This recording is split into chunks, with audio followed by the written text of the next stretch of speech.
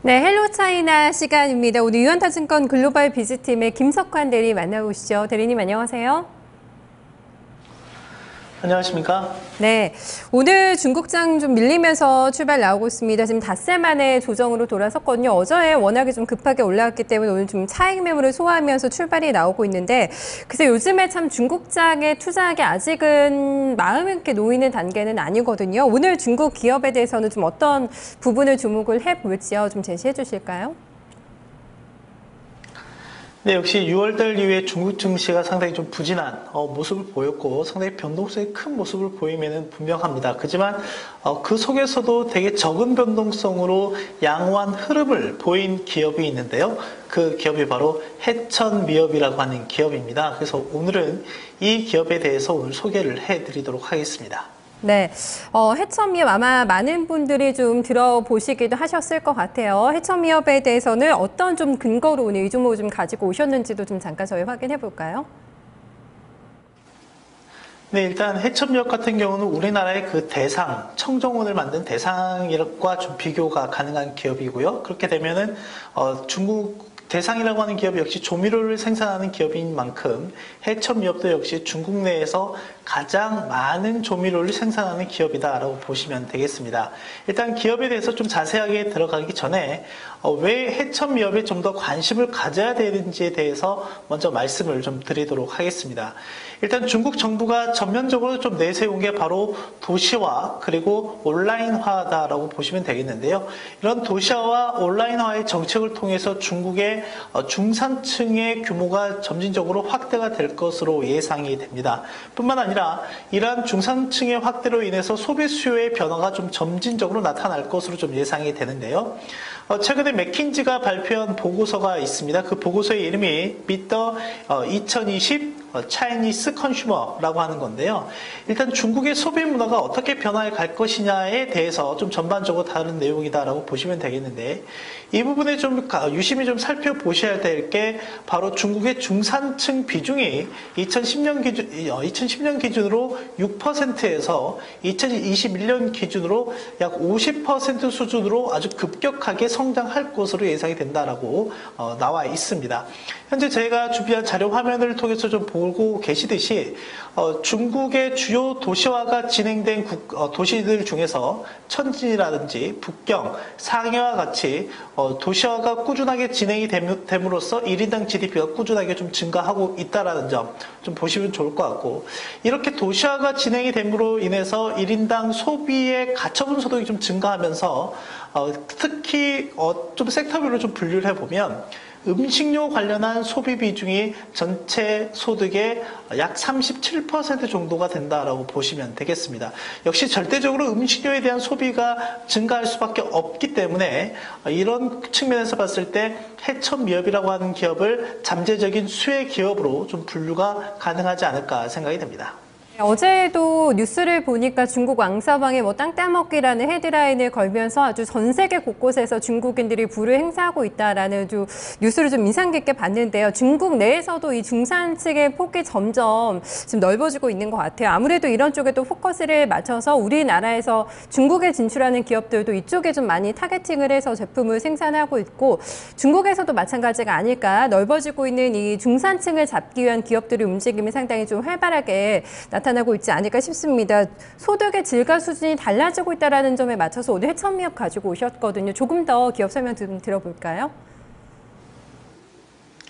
네, 일단 해천미업에 앞서서 중산층의 소득의 질이 어떻게 변화해 될 것인지에 대해서 좀 추가적으로 좀 말씀을 드리면, 일단 지난 중국 소비자의 특징을 좀 더 한번 살펴볼 필요가 있겠습니다. 준비한 자료 화면을 좀 살펴보시면 준비한 내용에서 좀 보시면 좀 주요하게 보셔야 될 게, 일단 중국 소비자들의 향후 트렌드의 변화가 35세 이하의 젊은 층의 비율이 일반 대중 소비층보다 좀 증가하고 있다는 점, 그리고 특히 3, 4급 도시에 살고 있는 게 아니라 1급과 2급 도시, 그러니까 주요 도시로 대다수가 좀 나가고 있다고 하는 거죠. 또 하나는 제품 구매 시 어떤 프리미엄, 그리고 감성보다는 좀 더 어떤 개인의 만족에 집중하는, 그리고 현재 내가 어느 정도 수준할 수 있는, 소비할 수 있는 평균 수준이 아니라 이것보다 좀 더 높여서 소비하는 수준의 흐름이 좀 바뀌어가고 있다라고 보시면 되겠습니다. 이런 것이 바로 중국 중산층의 선택적 소비의 수요 변화, 그리고 어떤 프리미엄화를 지향하고 있다라고 보시면 되겠고요. 또 하나, 중국의 프리미엄 시장이 현재 2010년 기준으로는 약 18조 위안 정도인데요. 향후 2020년 기준으로 대략 115에서 120조 위안까지 대략 6배 정도 급성장할 것으로 예상이 된다라고 보시면 되겠습니다.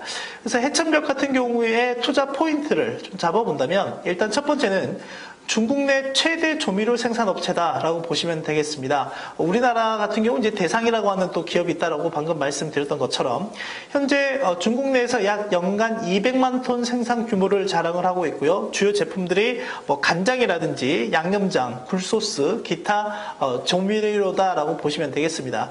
현재 같은 경우도 좀 추가 증설이 좀 진행이 되고 있기 때문에 올해 말 기점으로 연간 200만 톤에서 연간 300만 톤으로 약 100만 톤 정도 추가적으로 생산 규모를 늘려갈 것으로 예상이 됩니다. 역시 그 해천미업이 가지고 있는 중국 내 간장 시장의 점유율도 한번 살펴볼 필요가 있겠습니다. 해천미업 같은 경우는 전체 매출의 약 65%가 간장 사업에서 좀 나타나고 있는데, 이 중에서 그 해천미업이 중국 내 간장 시장에서는 절대적인 좀 캐파를 지휘하고 있다고 보시면 되겠습니다. MS가 약 15%이고 2등, 3등 기업인 미미상과 리진지라고 하는 기업들과는 좀 격차가 상당히 크다. 그렇기 때문에 시장 내에서 어떻게 보면 좀 절대적인 권위를 좀 향유하고 있다라고 보시면 되겠습니다. 과거 3년 동안 수지익이 약 30%대의 고수익률을 좀 기록을 하고 있었고요. 올해 같은 경우도 대략 한 26% 정도가 예상이 된다라고 보시면 되겠습니다. 뿐만 아니라 배당 수익률도 상당히 좀 매력적인 구간입니다. 평균적으로 약 4% 정도 고배당주로도 매력이 있는 기업이다라고 보시면 되겠고, 뒤에서 좀 살펴보겠지만 올해 같은 경우는 지난 4월에 10주당 8주의 무상 증자, 그리고 10주당 8.5 이하의 현금 배당까지 좀 했다라고 보시면 되겠습니다. 이런 부분들이 조금 해천미업이 가지고 있는 밸류에이션 부담을 좀 해소할 수 있는 어떤 재무적인 절차들을 좀 진행을 했었고요. 그런 관점에서 실제 주가가 상당히 많이 빠지지 않고 하방 경직성을 좀 확보하면서 추가적인 상승 모멘텀을 지속적으로 좀 만들어가고 있는 시점이다라고 보시면 되겠습니다. 네, 배당 메리트가 또 있는 종목이네요. 배당 메리트가 있고 밸류에이션 부담도 좀 해소가 된 구간이다. 상당히 뭐 시장에서도 시장 점유율이 높습니다. 여러 가지 저희가 좀 포인트들을 좀 살펴봤는데요. 조미료 만드는 기업이라고 해주셨어요. 사실 우리나라에서도 조미료 하면 딱 떠오르는 기업이 뭐 대상 아니면 청정원 이렇게 해서 좀 많이 비교가 되고 있는 것 같거든요. 오늘 어떤 좀 기업하고 좀 비교해서 살펴보면 될까요? 네, 뭐 지금 얘기해 주신 대로 대상이라고 하는 기업과 비교가 가능할 것 같습니다. 특히 해천미업 같은 경우는 간장에 좀 더 특화되어 있기 때문에 국내의 그 간장 제조업체인 신송홀딩스와도 좀 비교가 가능하긴 하겠지만, 일단은 궁극적으로 그 해천미업이 지향해야 될 부분은 종합조미료업체라는 점을 봤을 때 대상의 롤 모델을 그대로 좀 따라가지 않을까 생각이 됩니다.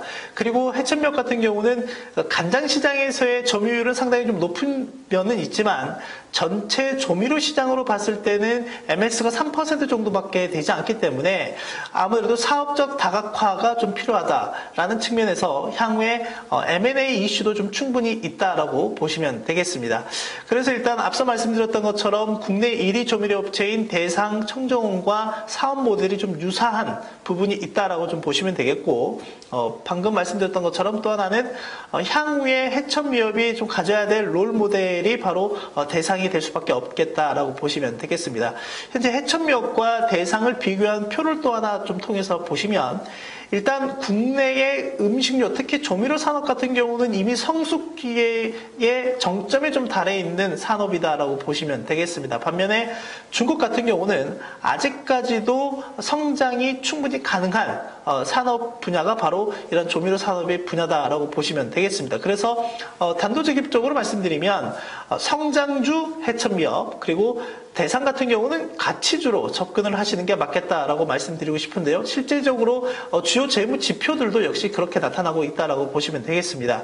자, 일단 먼저 기본적인 상대적 밸류에이션이라고 할 수 있는 PER, PBR을 좀 비교해 보시면 해첨력 같은 경우는 지난 4월 밸류에이션 측면에서 무상증자와 배당을 좀 시행을 하면서 배당량이 좀 있었기 때문에 기존 한 60에서 70배까지 달했던 PER이 현재는 절반 수준 30배에서 좀 운영이 되고 있다고 보시면 되겠고, 대상 같은 경우 한 16배 정도밖에 되지 않습니다. 그리고 PBR 기준으로 보시다시피 지금 해첨력 같은 경우 국내 바이오 섹터가 현재 형성되어 있는 어떤 PBR의 밸류에이션을 좀 받고 있다고 보시면 되겠습니다. PBR이 대략 10배이고요. 대상 같은 경우는 가치주로서는 적정한 평가인 현재 1에서 1.5배 정도의 PBR 밸류에이션을 좀 받고 있다고 보시면 되겠습니다. 일단 그 성장 측면에서 워낙 그 해첨미업의 성장성이 좀 높기 때문에 현재 매출액 성장률이라든지 영업이익률 그리고 ROE 측면을 좀 봤을 때 일단 국내에 있는 대상이 절대적으로 비교가 불가한 어느 상당히 높은 수준의 고수익률, 고마진을 좀 기록을 하고 있다라고 보시면 되겠습니다. 그렇기 때문에 약간 좀 산업의 좀 특성, 각국의 처해 있는 상황이 좀 다르기 때문에 조금 이원화돼서 사업 모델이나 사업 영역이 좀 비슷하긴 하지만 일단 이렇게 이원화돼서 좀 접근해서 바라보실 필요가 있겠다라고 생각이 됩니다. 네, 아무래도 삶의 좀 질이 높아지게 되면서 먹고 입고 좀 쓰는데 조금 더 좀 돈을 많이 쓰게 되겠죠. 해천미업 같은 경우에는 상당히 매출 성장률이 높네요. 좀 성장주로 좀 분류를 해주셨습니다. 어떻게 보면 중국판 대상이라고도 볼 수가 있을 것 같거든요. 해천미업에 대한 좀 전략, 가격 전략은 어떻게 한번 세워볼까요? 네, 일단 앞서 말씀드렸듯이 해첨미업은 한마디로 말씀드리면 중국의 중산층이 먹여 살릴 기업이다라고 좀 정리를 해볼 수가 있겠습니다. 중국의 경제 규모 확대로 인해서 1인당 GDP가 증가하고 또한 앞서 맥킨지가 얘기했던 맥킨지 보고서에서도 볼 수 있듯이 중산층의 비율이 2020년까지 아주 가파른 속도로 증가할 것으로 예상이 되고요.